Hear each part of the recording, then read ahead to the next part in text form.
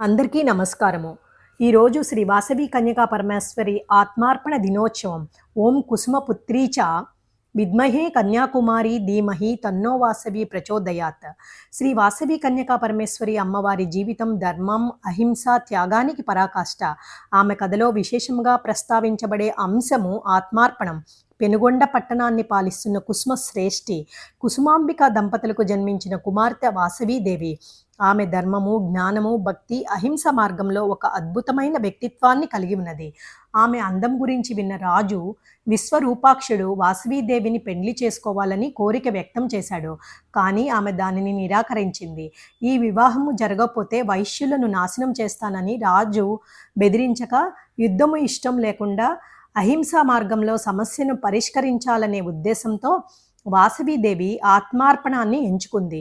గోదావరి నది ఒడ్డున బ్రహ్మకుండం అనే పవిత్ర స్థలంలో 103 అగ్నిగుండాలను ఏర్పాటు చేశారు.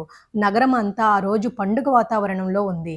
అప్పుడు వాసవి ఆ 102 గోత్రాలకు సంబంధించిన వారిని ఉద్దేశించి, ఎవరెవరు నాతో అగ్నిలో దూకడానికి సిద్ధంగా ఉన్నారు అని అడిగింది. వారు తమ అంగీకారము తెలిపి వాసవి మాతను ఆమె నిజస్వరూపాన్ని చూపమని కోరారు. ఆమె నవ్వి తన నిజస్వరూపాన్ని దేదీప్యమానమైన వెలుగులో చూపించింది. నేను ఆది పరాశక్తి, ఆర్య మహాదేవి యొక్క అవతారాన్ని అని చెప్పింది.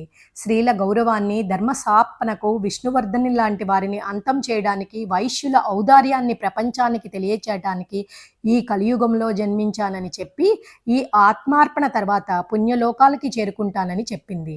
కుసుమశ్రేష్ఠి గత జన్మలో గొప్ప మునీశ్వరుడైన తన 102 గోత్రాలకు సంబంధించిన వారి మోక్షాన్ని కోరాడు. అందుకే నేను ఈ ఆత్మార్పణ బలిదానానికి సిద్ధపడ్డాను అని కూడా చెప్పింది. అది విని ఆమెకు నమస్కరించి ఇట్లు దైవాలను తలుచుకొని ఆమెతో పాటు అగ్నిగుండంలో దూకారు. ఈ నిజాన్ని విన్న రాజు హృదయం ముక్కలై రక్తం కక్కుకొని అక్కడికక్కడే మరణించాడు. వాసవి మాత త్యాగాన్ని అందరూ కొనియాడారు. ఆ తరువాత విరూపాక్షుడు, భాస్కరాచార్యులు చెప్పిన విధంగా అనేక పుణ్యక్షేత్రాలు దర్శించి పెనుగొండని పుణ్యక్షేత్రంగా చేయడానికి అక్కడ 101 గోత్రాలకి గుర్తుగా శివలింగాలను ప్రతిష్ఠించాడు. అప్పటి నుండి వైశ్యులందరూ వాసవి కన్యకా పరమేశ్వరిని వైశ్యకుల దేవతగా తలచి పూజలు చేయటం మొదలుపెట్టారు. వైశ్యుల కీర్తిని విశ్వవ్యాప్తిగా వ్యాపించినందుకు గాను ఆమె ఎప్పటికీ అజరామరం అయింది. ప్రాపంచిక సుఖాలను విస్మరించిన ఆమె వైశ్యుల మనసులలో ఒక దేవతగా, విజేతగా నిలిచిపోయింది. అలాంటి కన్యకా పరమేశ్వరిని ఈరోజు మనసారా గుర్తు తెచ్చుకొని ఒకసారి ఆ తల్లికి జైజైలు పలుకుదాం. జై వాసవి మాతాకి జై, జై వాసవి మాతాకి జై, జై వాసవి మాతాకి జై. ఓం తస్సత్.